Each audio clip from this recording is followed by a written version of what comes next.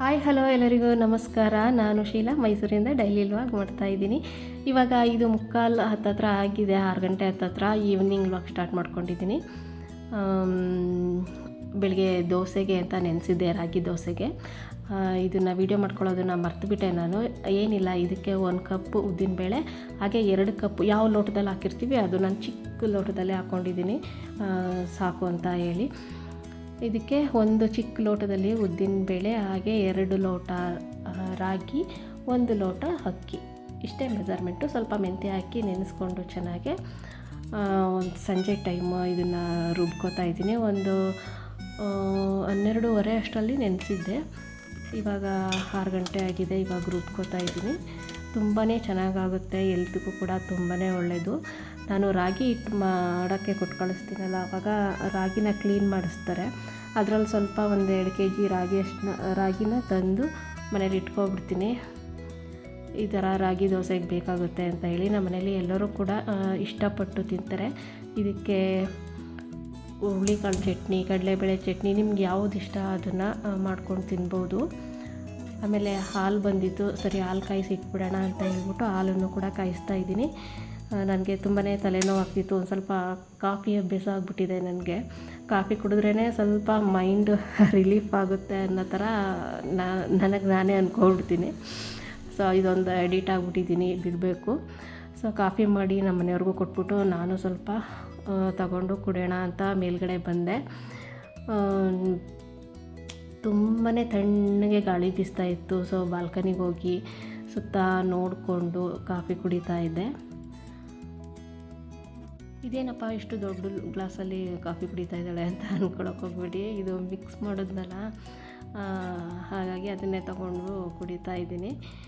ನನಗೆ ಸ್ವಲ್ಪ ಕಾಫಿ ಇಷ್ಟ, ಬಟ್ ಜಾಸ್ತಿ ಕುಡಿಯೋಲ್ಲ, ಸ್ವಲ್ಪನೇ ಕುಡಿಯೋದು. ಬೆಳಿಗ್ಗೆ ಬಟ್ಟೆ ಒಗೆದು ಹಾಕಿದ್ದೆ. ನಮ್ಮ ಲಕ್ಕಿಮ್ಮ ಏನು ಮಾಡಿದ್ದಾನೆ, ಅದನ್ನೆಲ್ಲ ಎಳ್ಕೊಂಡು ಹಂಗೆ ಓಡಾಡ್ಬಿಟ್ಟಿದ್ದಾನೆ. ಸೊ ಅದಕ್ಕೆ ಸ್ವಲ್ಪ ಫುಟ್ ನೆನೆಸಿ ಇಟ್ಟಿದ್ದೆ. ಇದೊಂದು ಸೀರೆ, ಅದನ್ನು ಇವಾಗ ಜಾಲಿಸ್ಬಿಟ್ಟು ತಗೊಂಡೋಗಿ ಹಾಕ್ತಾಯಿದ್ದೀನಿ.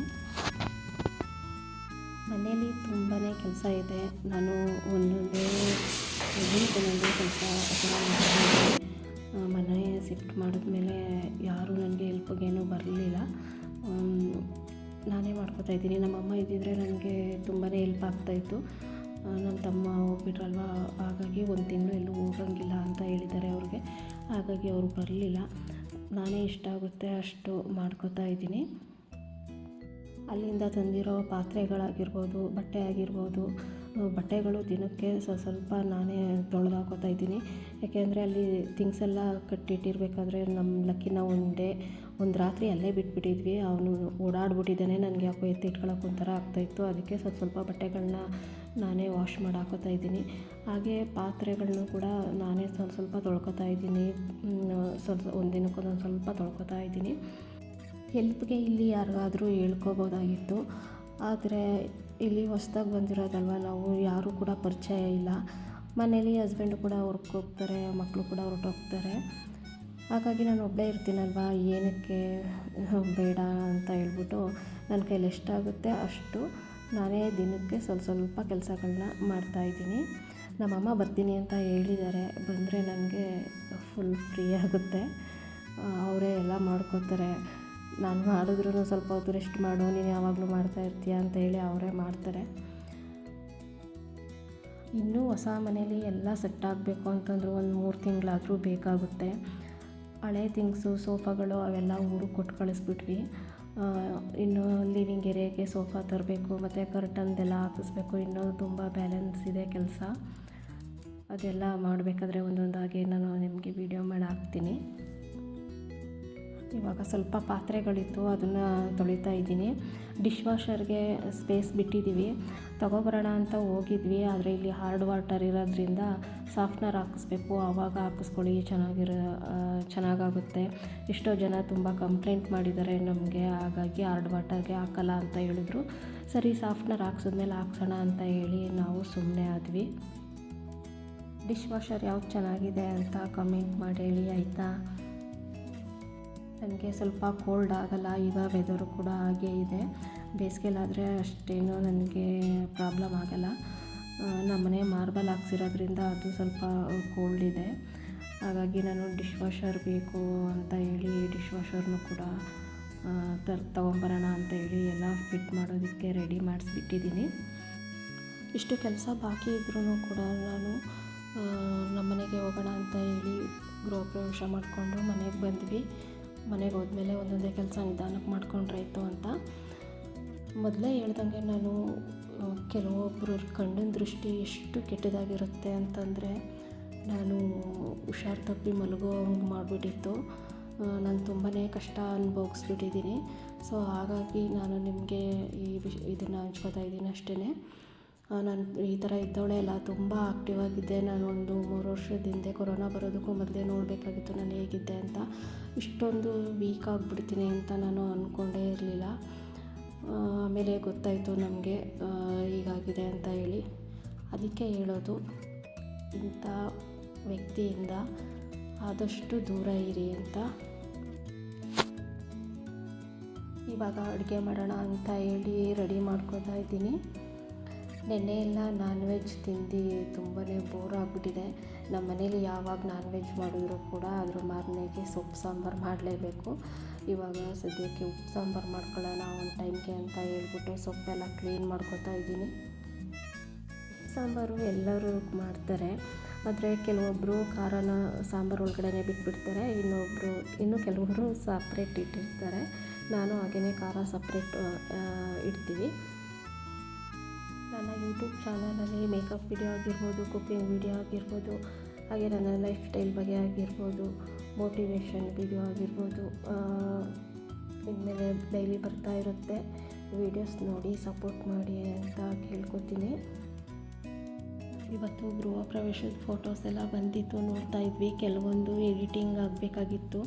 ಅದಕ್ಕೆ ಅವ್ರು ಹೇಳಿದ್ರು ಅಲ್ಲೇ ಬಂದುಬಿಡಿ, ಸ್ಟುಡಿಯೋಗೆ ಬಂದುಬಿಡಿ ಮೇಡಮ್, ನಿಮ್ಗೆ ಯಾವುದು ಬೇಕು ಯಾವುದು ಬೇಡ ಅಂತ ಹೇಳಿ ನಾವು ಆಲ್ಬಮ್ ಮಾಡಿಕೊಡ್ತೀವಿ ಅಂತ ಹೇಳಿದ್ರು. ಸೊ ಹೋಗೋಣ ಅಂತ ಅಂದ್ಕೊಂಡಿದ್ದೆ, ಬಟ್ ಆಗಲೇ ಇಲ್ಲ, ಟೈಮ್ ಆಗೋಯ್ತು. ಹೋಗಬೇಕು, ನೋಡೋಣ ಯಾವಾಗ ಹೋಗ್ತೀನಿ ಏನು ಅಂತ ಗೊತ್ತಿಲ್ಲ.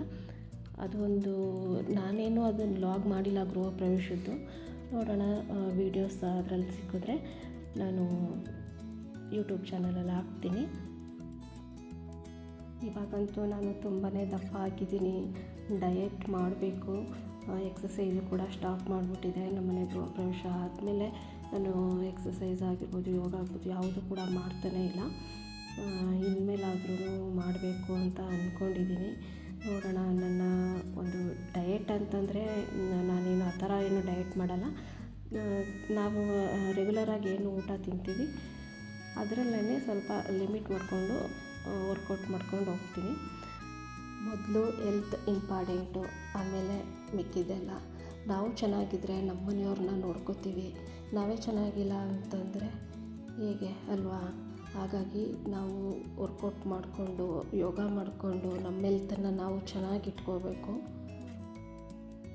ಬೆಳಗ್ಗೆಯಿಂದ ಎಲ್ಲ ಕೆಲಸ ಮಾಡ್ತೀವಿ, ಎಲ್ಲರಿಗೂ ಟೈಮ್ ಕೊಡ್ತೀವಿ, ಆದರೆ ನಮಗೆ ನಾವು ಟೈಮ್ ಕೊಟ್ಕೊಂಡಿಲ್ಲ ಅಂದರೆ ಹೆಂಗೆ ಹೇಳಿ ಅಲ್ವಾ?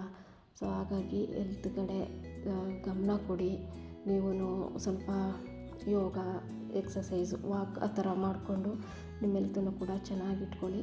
ಸೊ ಇವಾಗ ಉಪ್ಪು ಸಾಂಬಾರು ಆಗಿದೆ, ಸೊಪ್ಪು ಪಲ್ಯ ಮಾಡ್ತಾಯಿದ್ದೀನಿ.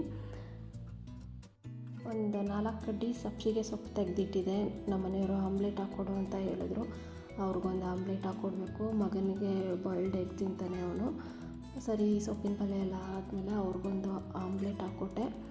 ಇವಾಗ ಊಟ ಟೈಮ್ ಆಗಿದೆ, ಊಟ ಮಾಡಬೇಕು. ಇವಾಗ ನಾನು ಆಮ್ಲೆಟ್ ಹಾಕ್ತಿರೋ ತವ ಅದು ದೋಸೆ ತವ ಅಲ್ಲ. ನಾನು ಪಾತ್ರೆ ತಗೊಂಡಾಗ ಇದು ಒಂದು ಪಾನ್ ಥರ ಕೊಟ್ಟಿದ್ದರು ನನಗೆ. ಇದರಲ್ಲಿ ಗ್ರೇವಿ ಮಾಡ್ಕೊತಾ ಇದ್ದೆ. ನೋಡೋಣ ಅಂತ ಒಂದಿನ ಚಪಾತಿ ಬೇಯಿಸೋದು, ಈ ಥರ ಆಮ್ಲೆಟ್ ಹಾಕೋದು ಹಾಕ್ತೆ. ಅದು ಚೆನ್ನಾಗೇ ಬರ್ತಾಯಿತ್ತು. ಸೊ ಹಾಗಾಗಿ ಇದನ್ನು ಚಪಾತಿ ಬೇಯಿಸೋಕ್ಕೆ ಅಂತ ಇಟ್ಕೊಂಡೆ.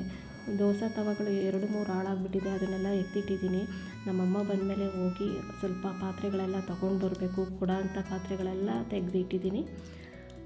ಸೊ ನೋಡೋಣ ಏನಾಗುತ್ತೆ ಏನು ಅಂತ. ನೋಡಿ, ಊಟ ರೆಡಿ ಆಯಿತು. ಇವತ್ತಿನ ವೀಡಿಯೋ ಇಷ್ಟ ಆಗಿದರೆ ಒಂದು ಲೈಕ್, ಶೇರ್, ಕಮೆಂಟ್